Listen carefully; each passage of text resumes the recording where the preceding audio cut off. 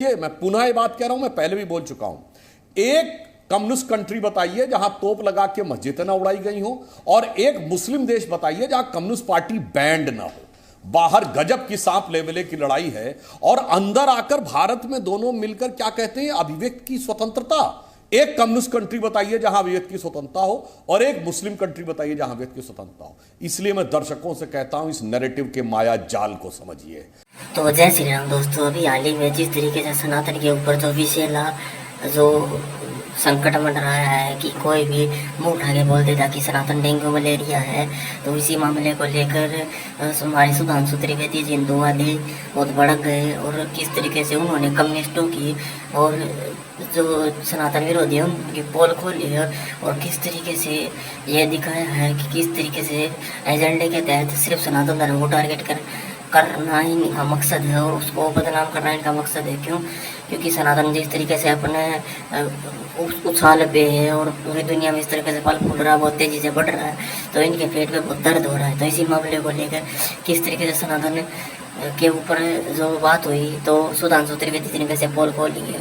देखते हैं, आपको ये डिबेट बहुत अच्छी लगेगी। अगर आपको ये वीडियो पसंद आए तो चैनल को लाइक शेयर सब्सक्राइब जरूर करें। जय हिंद। ये मैं पुनः ये बात कह रहा हूं, मैं पहले भी बोल चुका हूं। एक कम्युनिस्ट कंट्री बताइए जहां तोप लगा के मस्जिदें ना उड़ाई गई हो, और एक मुस्लिम देश बताइए जहां कम्युनिस्ट पार्टी बैंड ना हो। बाहर गजब की सांप लेवले की लड़ाई है, और अंदर आकर भारत में दोनों मिलकर क्या कहते हैं, अभिव्यक्ति की स्वतंत्रता। एक कम्युनिस्ट कंट्री बताइए जहां अभिव्यक्ति की स्वतंत्रता हो, और एक मुस्लिम कंट्री बताइए जहां अभिव्यक्ति की स्वतंत्रता हो। इसलिए मैं दर्शकों से कहता हूं, इस नैरेटिव के माया जाल को समझिए।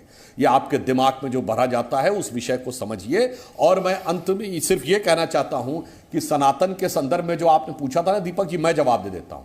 सनातन का मूल ध्येय वाक्य है, ब्रह्म सत्यम जगन मिथ्या जीवो ब्रह्म ना परा। यानी ब्रह्म शाश्वत सत्य है, जगत मिथ्या है, जीव और ब्रह्म में कोई अंतर नहीं है। और प्राप्त करने का जो माध्यम है वो धर्मशास्त्र में, मनुस्मृति में धर्म के 10 लक्षण लिखे हैं। धृति, क्षमा, दमोस्तेयम, शौच, इंद्रिय निग्रह, धी, विद्या, सत्यम, अक्रोधो, दशकम धर्म लक्षणम। इसमें ना किसी देवता की स्तुति है, ना किताब की स्तुति, ना किसी के प्रति हिकारत है।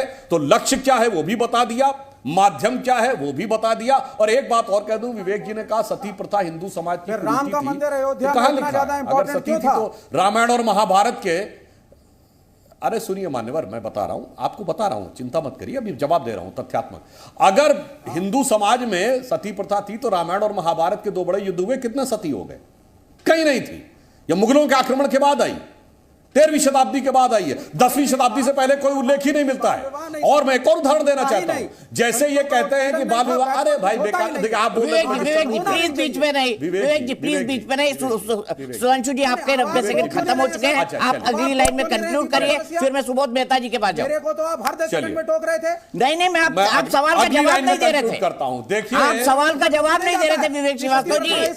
विवेक जी अब आप बोलिए ना कि अब सुनिए, क्या मैंने आपको नहीं बोलने दिया कुरीतियों के बारे में? बोला ना विवेक जी आपने, बोला ना, मन भर के बोलो आप। अरे भाई मैंने कहा और आरक्षण चाहिए या नहीं चाहिए? ये विदेशी आक्रमण के बाद आई है। भारत में कभी महिलाओं के साथ सम्मान नहीं होता था युद्ध हारने या जीतने के बाद, जिसका प्रमाण है रामायण महाभारत के युद्ध से लेके विक्रमादित्य के जमाने से लेकर कभी नहीं हुआ। यह मुगल आक्रमणकारियों के आने के बाद शुरू हुआ। और एक लाइन, विवेक जी सब कुछ करने लगे, रायता फैलाने लगे।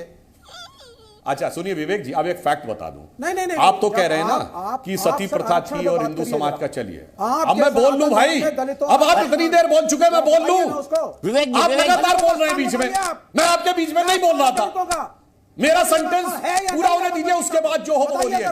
इसी सनातन धर्म पे करेंगे डिस्कशन, भगवत गीता पे आज हर अध्याय पे करेंगे। क्या वर्ण व्यवस्था है या नहीं है भगवत गीता में? बताइए सुधांशु त्रिवेदी। औरतों का वर्ण व्यवस्था कहां पे नहीं है बताइए? दुनिया में एक जगह बताइए जहां पर कि इंप्लॉय से ऊपर इंप्लॉयर की हैसियत ना होती हो, बोलिए।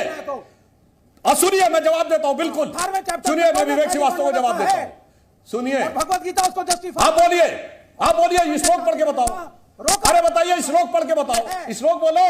विवेक श्रीवास्तव श्लोक बोलो, बोलो कहां लिखा है, बोलो श्लोक बोलो। दलित अगर, अरे बोलो ना, बोलता है चिल्लाते चले जा रहे हैं। बोल नहीं पा रहे। औकात तो ये स्टालिन के नाम के बोलने की, तो पगा लगा के मस्जिदें उड़ाई और यहाँ भड़बड़ भड़बड़ भड़बड़ कर रहे हैं। एक गीता का श्लोक बोलो ना, जहां पे गौ व्यवस्था का नाम बोलो, श्लोक बोलो। पढ़ा ही नहीं है आपने कौन सा अच्छा काम किया? अरे बोलो ना श्लोक, अब चिल्लाने लगे। ठीक है विवेक जी, हो गई ना, मैंने नहीं रोका ना, मैंने नहीं रोका ना। अब सनातन का मूल जो है, सनातन का मूल विवेक जी, मैं आपसे रिक्वेस्ट करता हूं, दीपक जी सुनिए। नहीं दीपक जी, मेरी एक रिक्वेस्ट है जी, बोलिए, बिल्कुल बोलिए। सीरियस डिबेट होनी चाहिए, इसमें किसी को रायता फैलाने का अनुमति नहीं होनी चाहिए। मैं कहता हूं जब दूसरे लोग बोल रहे हैं मेरा फीडर डाउन रखिए, और जब हम बोले दूसरे का फीडर डाउन रहे, ताकि सबको मौका मिले। ये लगातार चिल्ला चिल्ला के डिस्टर्ब कर रहे हैं। आत्मज्ञान की अनुभूति होती है। अरे भाई मैंने क्यों श्लोक बोला? क्योंकि आपने उसका अर्थ ही नहीं पता, उसमें फिर देखिए लगातार बोल रहे हैं। क्योंकि आप रट्टा मार के अच्छा, एक मिनट विवेक जी, आप भी रट्टा मार के कई बातें बोलते हैं, छोड़ दीजिए इस बात पे। रट्टा मार के कौन क्या बोलता है समझते हैं, डिबेट सुनने वाले दर्शक सब समझते हैं। अब विवेक जी आपका जो है, आप इतना चिल्ला रहे हैं कि आपका ऑडियो क्रैक हो रहा है। मुझे 2 मिनट दीजिए, मुझे आपका ऑडियो ठीक करना है। और सुधांशु जी, मैं संगीत रागी के पास जा रहा हूं। अब मैं 90 सेकंड का टाइमर चला रहा हूं, कोई क्रॉस क्वेश्चन नहीं करूंगा क्योंकि आपको शायद वो अच्छा नहीं लग रहा है। चलिए, कोई क्रॉस क्वेश्चन नहीं। संगीत रागी जी बता दीजिए सनातन का मूल क्या है? देखिए, जो जड़ और चेतन सब में वो ईश्वरीय तत्व को महसूस करता है, जो सृष्टि से अपने आप को एकात्म बोध करता हो, वह सनातन है।